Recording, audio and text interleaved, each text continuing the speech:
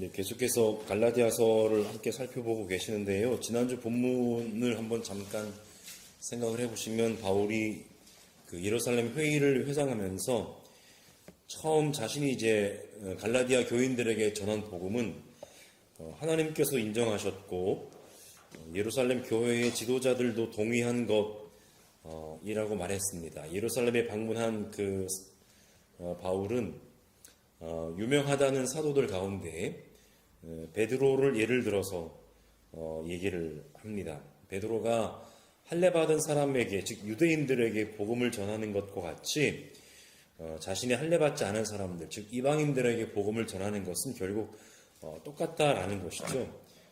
결국 예루살렘 교회의 지도자들인 야고보와 게바와 요한은 하나님이 바울에게 주신 은혜를 인정하고 서로 친교의 악수를 나누고 서로가 각자 할례받은 사람에게로 또는 할례받지 않은 이방 사람에게로 나아갔다라고 얘기를 하고 있었습니다. 각자의 곳으로 갔다라는 것은 서로의 사역 영역을 인정하고 그 영역을 가리키는 것이다 라고 볼 수가 있겠는데요. 바울의 편지는 오늘 본문에서도 계속해서 뭔가 지금 갈라디아 교인들에게 하고 싶은 이야기가 있는데 그 이야기를 향해서 분위기가 계속해서 고조되어 가는 것처럼 보입니다. 지금까지 한번 갈라디아서 1장에서부터요. 갈라디아서의 진행을 한번 되돌아보면 여느 편지와는 다르게 바울은 간략한 인사말 이후에 어떤 안부나 어떤 감사의 어떤 이야기나 이런 것들을 하는 것이 아니라 가장 먼저 다른 복음을 따라가는 갈라디아 교인들을 향해서 아주 상당한 놀라움을 표현합니다. 내가 깜짝 놀랐다라는 겁니다. 그리고서는 자신이 이방인의 사도로 소명을 받은 다마스쿠스 도상의 체험 이야기를 굳이 짧지 않은 분량을 할애해서 이야기를 하고 있고요. 그 이야기를 통해서 자신의 전한 복음의 근원은 바로 하나님이시다라고 하는 것을 전제하면서 편지를 시작을 하고 있습니다. 그 이후에 그는 예루살렘과 거리가 먼 곳을 돌아다니면서 예루살렘과 일부러 거리를 뛰어가면서 아라비아로 갔다가 다마스쿠스로 되돌아갔다는 짧은 이야기, 그리고 그 이후에 비로소 두 번의 예루살렘 방문 이야기를 통해서 바울은 자신이 전한 복음이 예루살렘을 비롯한 사람에게서 비롯된 것이 아니라는 것을, 오히려 예루살렘의 사도들도 자신이 전한 복음이 하나님에게서 비롯된 것임을 인정했음을 그가 이야기했습니다. 그 과정 중에 이제 그의 동역자인 디도라고 하는 사람에게 있어서 할례라고 하는 것이 중요한 문제가 된 순간도 있었습니다. 그렇게 이제 갈라디아서가 진행을 하고 오늘 본문은 이른바 안디옥 사건이라고 불리는 일과 그 일을 계기로 소위 바울의 신학이라고 하면 대표적이라고 일컬어지는 이심칭의라고 하는 즉 믿음으로 의롭다 칭함을 받는다라고 하는 바울의 신학적 입장을 이야기하는 본문이라고 할 수가 있겠습니다. 오늘 본문을 간략하게 살펴보면서 우리에게 주시는 하나님 말씀을 함께 나누도록 할 텐데요. 먼저 11절부터 14절까지는 소위 안디옥 사건이라고 불리는 그 일에 관한 바울의 회상입니다. 11절에 보시면 그런데 라고 하는 표현으로 시작합니다. 우리말도 뭔가 좀 좋은 얘기를 이제 막 하다가 이제 그런데 라고 하는 단어가 나오면 이제 긴장을 해야 되는 거죠. 바울이 이제 계속해서 얘기를 하다가 11절에 그런데 라고 얘기를 하면서 앞선 이야기와 무언가 상반되는 이야기를 할 것을 지금 암시하고 있는데 이 상반되는 것이 웬만큼 상반되는 이야기가 아니었습니다. 무엇입니까? 예루살렘 회의를 이야기할 때 바울은 야고보와 게바와 요한이 자신에게 주신 하나님의 은혜를 인정했다라고 얘기를 했습니다. 네. 물론 자기가 전하는 복음을 하나님도 인정하셨고 그들도 기꺼이 받아들였다라고 얘기를 했는데, 그런데 자신에게 주신 하나님의 은혜를 인정했던 그 세 사람 가운데 한 사람이었던 게바, 즉 시몬 베드로가 한 번은 안디옥에 온 적이 있었는데, 어느 시기인지는 잘 모르겠습니다만 안디옥에 온 적이 있었는데, 그때 그의 잘못을 바울이 크게 나무랐다는 겁니다. 게바가 어떤 잘못을 저질렀는지 바울은 계속해서 이야기합니다. 그때 안디옥에서 게바는 이방 사람들과 함께 음식을 먹고 있었습니다. 여기서 이방 사람이라고 하는 것은 교회 공동체 밖의 이방 사람들이 아니라 안디옥 공동체 안의 이방 사람들을 이야기합니다. 당시 이 바울과 바나바가 목표를 하고 있던 안디옥 교회는 태생적인 유대인들과 태생적인 이방인들이 함께 공동체를 이루고 있었습니다. 근데 이제 바울과 바나바를 비롯한 아주 중요한 지도자들 가운데는 또 유대인들도 있었겠지만은요. 그런데 적지 않은 비율로 유대인들과 아마도 이방인들이 함께 어우러져서 공동체를 이루고 있었을 겁니다. 그 당시 바울을 특히 이제 바울의 목회 방침으로 미루어서 봤을 때, 그 당시 안디옥 공동체에 함께 몸담고 있던 이방인 그리스도인들은 할례를 요구받거나 아니면 여러 가지 어떤 유대 율법, 유대인들의 표식을 나타내는 율법 조항들을 강제받지 않았을 겁니다. 그냥 자신들의 이방인으로서의 살던 이전의 어떤 습관 그대로, 물론 당연히 나쁜 습관들은 버려야 했겠지만은요, 그대로 이제 그리스도인 공동체에 함께 몸을 담고 있었을 겁니다. 따라서 안디옥을 방문한 게바 역시 그곳에 있었던 이방인들과 함께 음식을 먹는 일이 자연스러운 모습이었을 것이고요. 아마도 그렇게 이방인들과 함께 음식을 먹는 와중에 소위 유대인들의 어떤 음식 정결법에 좀 반하는 그러한 과정들이나 요소들이 어느 정도는 있었을 가능성이 충분히 있었을 것입니다. 그런데 이제 베드로는 그러한 것들을 모르겠습니다. 그 당시에 먹을 때 마음에 꺼림칙함이 있었는지 없었는지는 아주 없었진 않았겠죠. 왜냐하면 특히 먹을 것 문제로 베드로가 환상을 봤던 이야기를 사도행전이 우리에게 전해주고 있기 때문에요. 근데 어떻게 그렇게 이방인들과 함께 음식을 먹고 있는데, 문제는 예루살렘에서 몇몇 사람이 안디옥을 방문했을 때 음식을 먹던 게바가 할례 받은 사람들을 두려워해서 식사 도중에 그 자리를 떠나 물러갔다는 것입니다. 물러났다는 것은 분리시키다라고 하는 의미를 갖고 있는데, 게바가 자신을 이방인들로부터 분리시키는 행위를 같이 밥을 먹다가 그 행위를 했다라는 겁니다. 바울은 그들이 야고보로부터 온 사람들이라고 표현합니다. 물론 게바 자신도 놀랐겠지만 같이 밥을 먹던 이방인들은 얼마나 놀라움을 넘어서서 수치심을 느꼈다라고 해야 될까요? 저 예루살렘에 크다고 하는 저 사도가 우리와 같이 밥을 먹길래 참 저 사람 뭐라고 표현을 해야 될까요?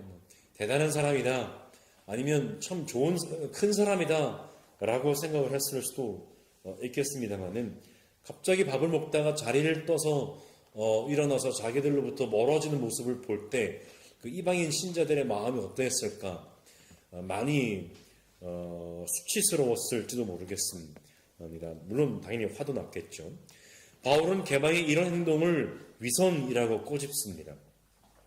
문제는 이런 위선이 게바의 개인적인 행동으로 끝나지 않았다라는 것이죠. 왜냐하면 그는 예루살렘 교회의 주요 지도자 가운데 한 사람, 단순히 주요 지도자 가운데 한 사람이 아니라 으뜸되는 지도자 가운데 한 사람이었기 때문입니다.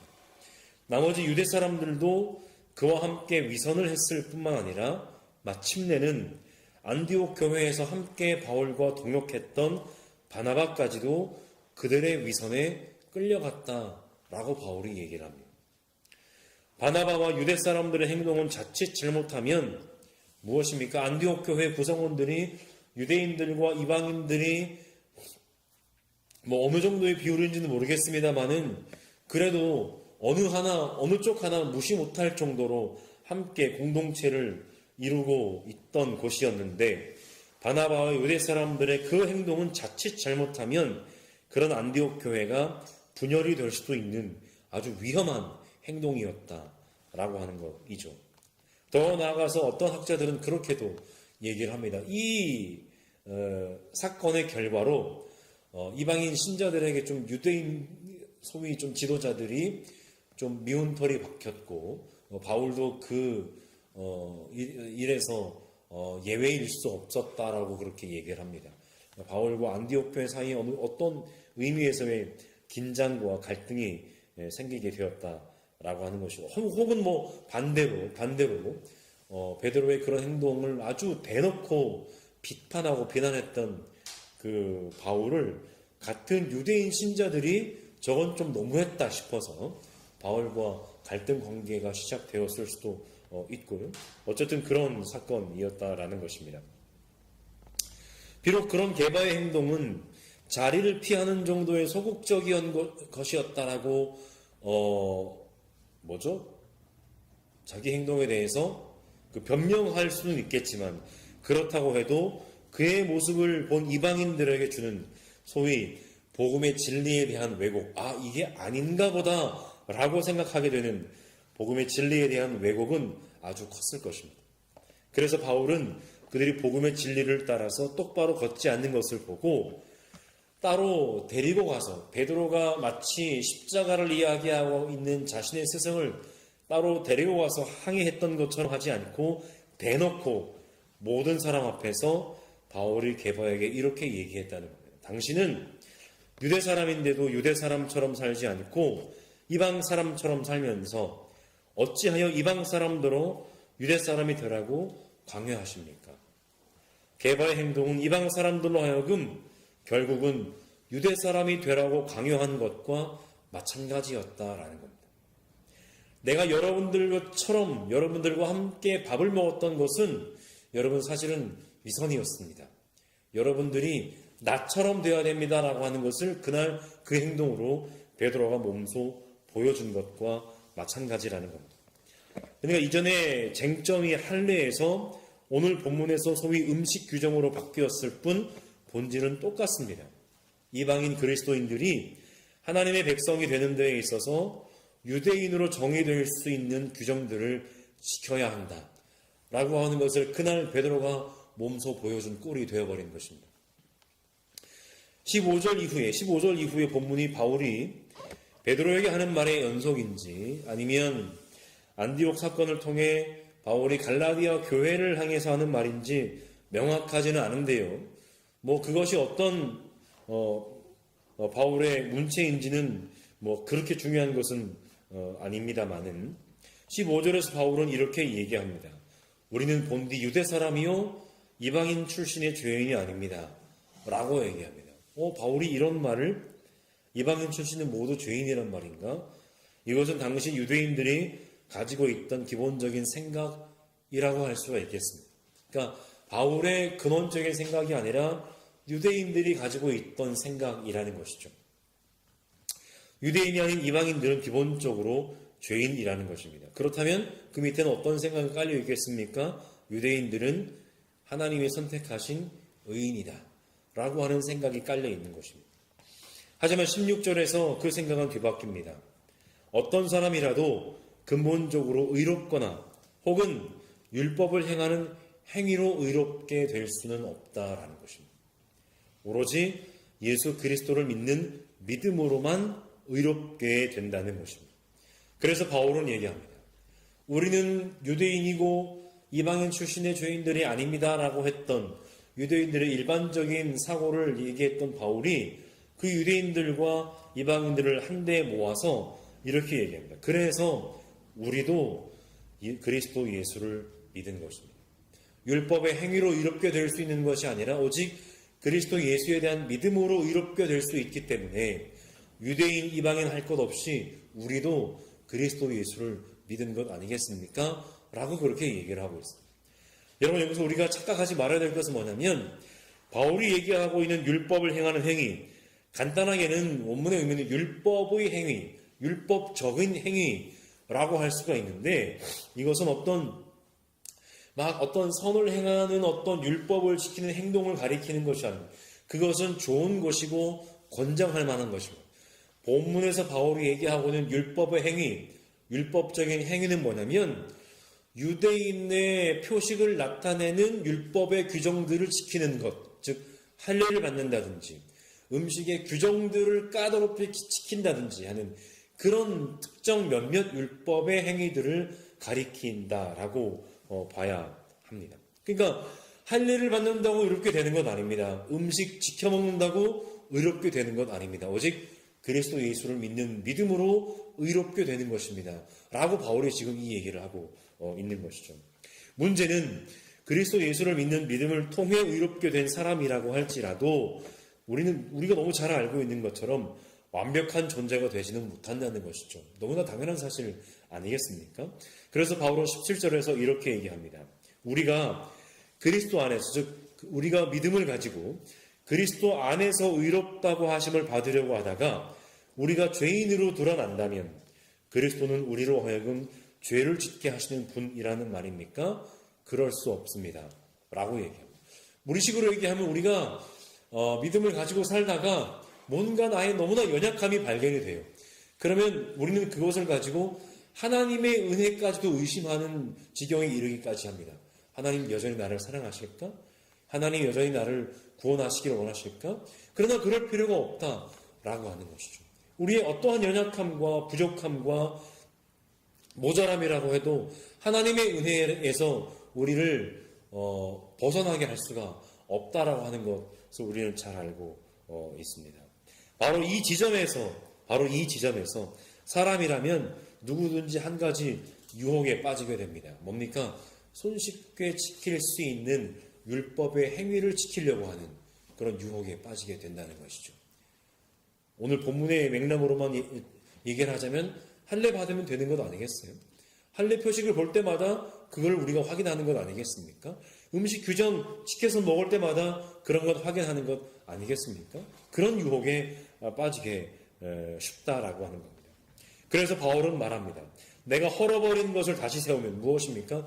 그러한 율법의 조항들을 지키는 것이 의롭게 되는 일에 아무 의미가 없다라고 하는 것을 그 생각을 다시 되돌이키면 헐어버린 것을 다시 세우면 나는 나 스스로를 범법자로 만드는 것입니다.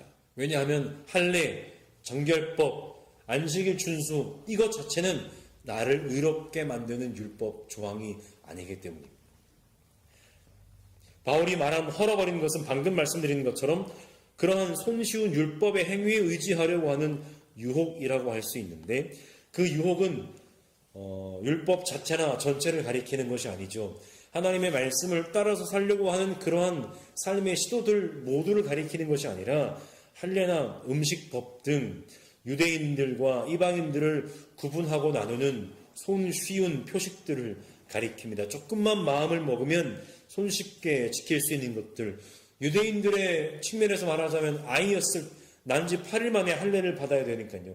아무것도 모를 때 자기 의지와 상관없이 받은 그 할례가 자기의 삶의 의로운 거는 상관없이 그의 의로움을 보장해 주는 것은 아니다라고 하는 것입니다. 하지만 그런 율법 조항들은 그래서 하나님의 표식이 될 수는 있겠습니다만 자신의 의지와 상관없이요. 그러나 하나님의 백성답게 사는 것과는 그러한 것들은 아무 상관이 없다라고 하는 것입니다. 그래서 바울은 그런 율법과의 관계에서는 그러한 율법으로 말미암아 자신이 죽어버렸다라고 얘기합니다. 그의 죽음의 목적은 단 하나, 하나님과의 관계 안에서 다시 살기 위함입니다. 이것을 바꿔 말씀드리면 뭡니까? 이전에 자신이 목숨같이 여기던 소위 유대인으로서의 표식 역할을 하는 그 율법이 오히려 하나님과의 관계 안에서 사는 것을 방해하는 것들이었다라는 고백입니다. 바울이 이전의 율법과의 관계에서 율법으로 말미암아 죽어버렸다는 것은 바로 예수 그리스도의 십자가의 죽음을 따라 하나님과의 새로운 관계로 들어갔다는 것을 의미합니다. 그 유명한 갈라디아서 2장 20절입니다. 나는 그리스도와 함께 십자가에 못 박혔습니다. 이제 내가 살고 있는 것은 내가 아닙니다. 그리스도께서 내 안에서 살고 계십니다. 내가 지금 육신 안에서 살고 있는 삶은 나를 사랑하셔서 나를 위하여 자기 몸을 내어주신 하나님의 아들을 믿는 믿음 안에서 살아가는 것입니다. 라고 얘기해요. 예수 그리스도의 십자가 죽음을 통해 모든 믿는 사람들을 의롭게 여겨주시는 하나님의 새로운 은혜의 길이 열렸습니다. 따라서 이제는 누구든지 유대인이 됨으로써가 아니라 예수 그리스도의 십자가 죽음 그리고 그를 다시 살리신 하나님의 은혜를 온전히 믿음으로써 하나님이 의롭다 여겨주시는 그분의 백성이 되는 것입니다. 물론 여기서 믿음이라고 하는 것이 무엇이냐라고 하는 것은 또 많은 이야기할 거리가 있습니다만은 어쨌든 그렇게 예수 그리스도의 십자가의 죽으심과 부활을 통해서 하나님이 열어주신 그 은혜를 제대로 알아야 그리스도의 죽음을 헛되지 않게 할 수가 있다라는 것입니다. 그러니까 갈라디아 교인들 지금 그들은 하나님이 예수 그리스도의 십자가의 죽음과 그분의 부활을 통해서 열어주신 은혜의 길을 떠나 그분의 죽음을 헛되게 하는 삶으로 돌아가고 있다라고 하는 겁니다. 바울은 이렇게 얘기합니다. 마지막 21절입니다. 나는 하나님의 은혜를 헛되게 하지 않습니다. 의롭다고 하여 주신 것이 율법으로 되는 것이라면 그리스도께서는 헛되이 죽으신 것이 됩니다. 여러분이 의롭게 되기 위하여 지금 유대인 그리스도인들이 그 사람들이 이야기하는 할례를 받아야 되는 혹은 다른 율법 조항들을 지켜야 된다라고 하는 그러한 말들에 넘어가고 있다면 여러분들을 향한 그리스도의 죽음은 헛된 것입니다. 라고 얘기합니다. 결론입니다. 바울이 갈라디아 사람들에게 전한 복음은 예수 그리스도의 십자가 죽음과 그를 다시 살리신 하나님의 은혜의 복음이었습니다. 그 소식을 듣고 믿는 누구든지 하나님이 의롭게 여겨주신다는 말 그대로 복된 소식이었습니다. 하지만 이후에 자신들을 찾아온 유대인 그리스도인들의 말을 들은 갈라디아 교인들은 눈에 보이는 무언가를 따르고 싶은 유혹에 빠졌습니다. 왜냐하면 사실은 눈에 보이지 않는 우리도 그런 것들을 많이 경험을 하지 않겠습니까? 뭔가 딱딱 떨어지는 것들을 좀 지키고 뭔가 좀 뭡니까 이제 뭐라고 표현하죠? 너무 갑자기 표현이 생각이 안 나네요. 예. 뭔가 좀 내 성에 찰 만큼의 뭔가 좀 행위라든가 어떤 뭐 공로라든가 소위 뭐 업적 어느 정도는 쌓아야 좀 그래도 내가 신앙생활 잘하고 있겠구나 라고 하는 그런 안도감이 우리들에게 생길 때가 있습니다. 뭐 공예회 참석을 꼬박꼬박 잘한다든지 아니면 뭐 여러 가지 기타 요소들 있지 않겠습니까? 물론 그런 것 자체가 잘못되거나 나쁘거나 그렇다는 말씀은 절대로 아니고요. 그것보다 더 중요한 요소들이 분명히 있음에도 불구하고 더 중요한 것은 하지 않고 별 의미가 없는 소위 수치적이거나 물리적인 어떤 정도에 우리가 집착할 때가 있다라고 하는 것이죠. 그래서 갈라디아 교인들에게도 지난번에 제가 원조 말씀을 드렸습니다만 원조 유대인들이 하고 있는 그런 할례와 같은 확실한 표식이 그들에게는 더 크게 다가왔던 것 같습니다. 이미 이해합니다. 충분히 이해하고 공감합니다. 우리도 그런 유혹에 빠질 때가 참 많으니까요. 하지만 바울은 단호하게 말합니다. 할례가 사람을 의롭게 해주지 못합니다. 까다로운 음식 규정을 지키는 것이 사람을 의롭게 해주지 못합니다. 먼 옛날 예레미야 예언자가 그렇게 얘기하지 않았습니까? 이것은 하나님의 성전이 아닙니다. 이것에 오는 것만으로 여러분들이 의롭다고 착각하지 마십시오. 라고 예레미야가 얘기를 했던 것처럼 바울도 지금 그 심정으로 얘기를 하고 있는 것입니다. 할례가 여러분들을 의롭게 해주지 못합니다. 음식 지켜 먹는 것, 까다롭게 골라 먹는 것, 그것이 여러분들을 의롭게 해주지 못합니다. 마치 복음서에 예수의 말씀 을 생각나게 합니다. 입으로 들어가는 것이 사람을 더럽게 하는 것이 아니라 거기서 나오는 것이 사람을 더럽게 한다라고 말씀을 하신 것처럼요. 십자가에 못 박히신 그리스도와 함께 십자가에 못 박히는 삶이 그리스도를 자신 안에 모시고 사는 삶이 나를 위하여 자기 몸을 내어주신 하나님의 아들을 믿고 따르는 삶이 우리를 의롭게 하는 것이죠. 그런 삶이 하나님의 은혜를 헛되게 하지 않습니다. 오늘 우리는 어떤 삶을 살고 있는지, 행여나 그리스도의 십자가의 죽으심을 헛되게 하며 살고 있지는 않은지 우리의 삶을 되새기며 살아갈 수 있기를 간절히 소망합니다.